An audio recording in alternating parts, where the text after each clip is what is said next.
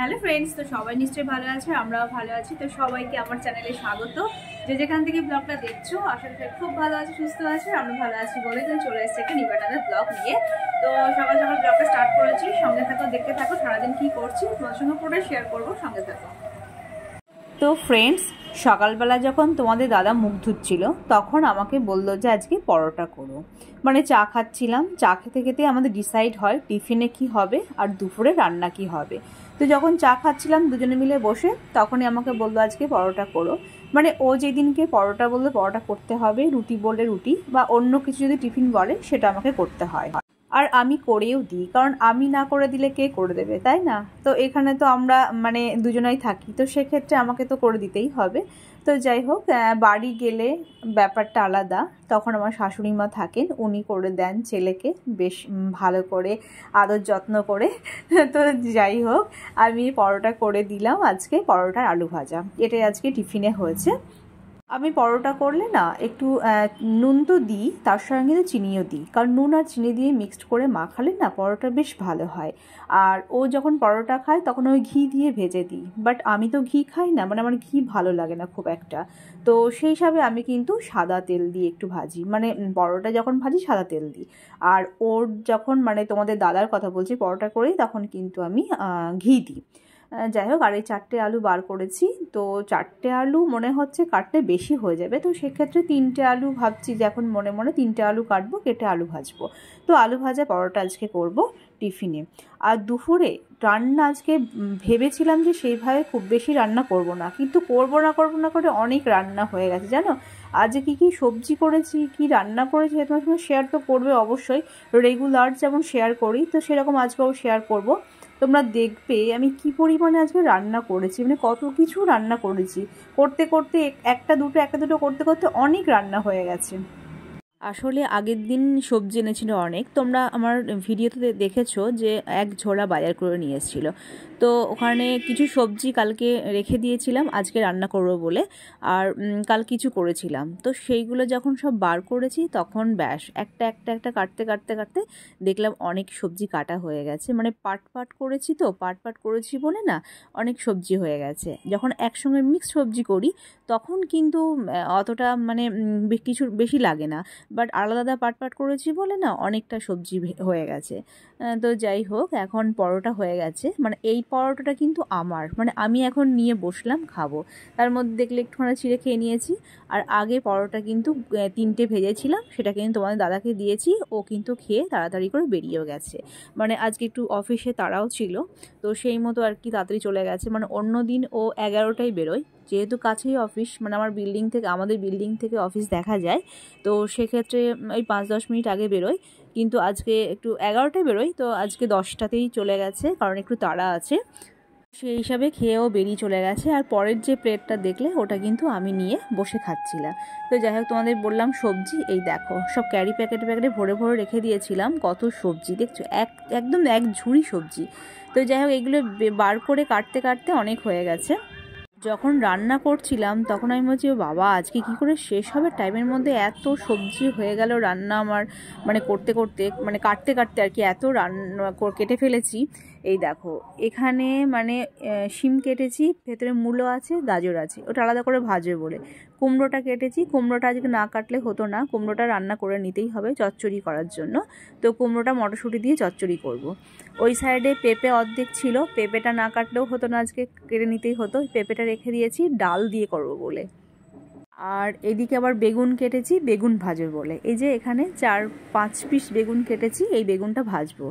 আর একটা টমেটো রেখেছি, এই টমেটোগুলো না পোড়ালে ভীষণ ভালো লাগে খেতে। এই যে টমেটোগুলো দেখতে পাচ্ছ বড় বড় একদম পুরো, এই টমেটোগুলো পোড়ালে ভীষণ ভালো খেতে লাগে। তো অনেকগুলো প্রায় হয়ে গেছে আজকে 5-6টা। তারপর আবার ডিমটা সেদ্ধ করেছি, ডিমের ঝোল করব। তো 5-6 রকম কিন্তু আজকে হয়ে গেছে।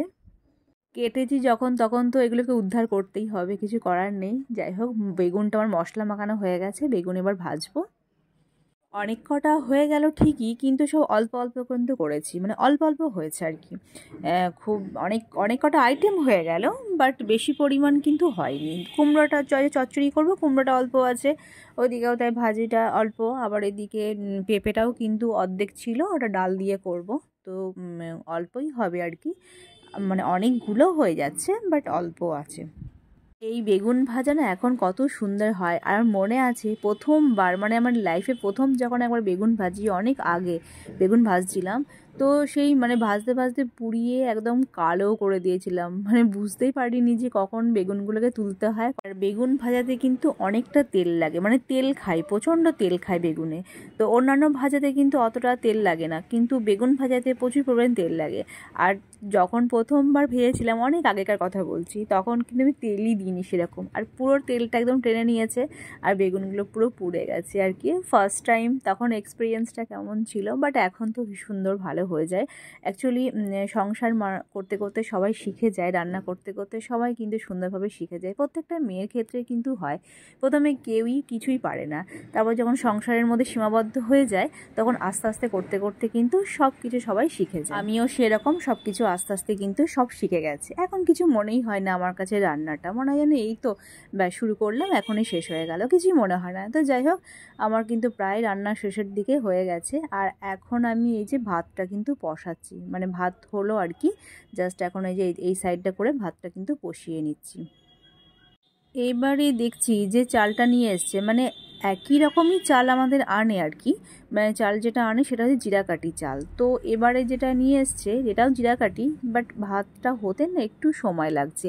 আগে যেমন ভাত হতে কিন্তু একদম সময় লাগতো না, এখন দেখছি একটু সময় লাগছে ভাত হতে, কিন্তু একই চাল জিরাকাঠি, মানে এই চালটার নাম হচ্ছে জিরাকাঠি, তো একটু সময় লাগছে। তো যাই হোক, আমি ভাত এখন বসিয়ে দিলাম। আর বাইরের ওয়েদারটা দেখো, বেশ পরিষ্কার এবং গরমও আছে, ভালো হালকা গরম একটু পড়ে গেছে, সেরকম আর ঠান্ডা নেই।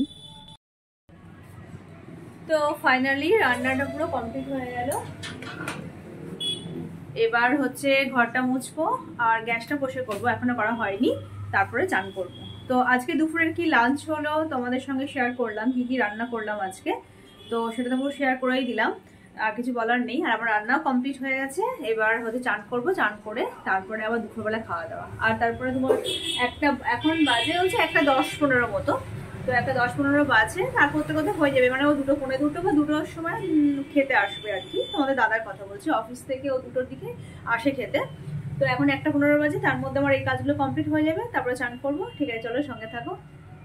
তো এখন বাজে হচ্ছে 4:45, আর এখন আমি ছাদে যাচ্ছি, কারণ কিছু জামা কাপড় কেচেছিলাম সেগুলো ছাদে মেলে দিয়ে এসেছিলাম, তো সেগুলো এখন তুলতে যাচ্ছি।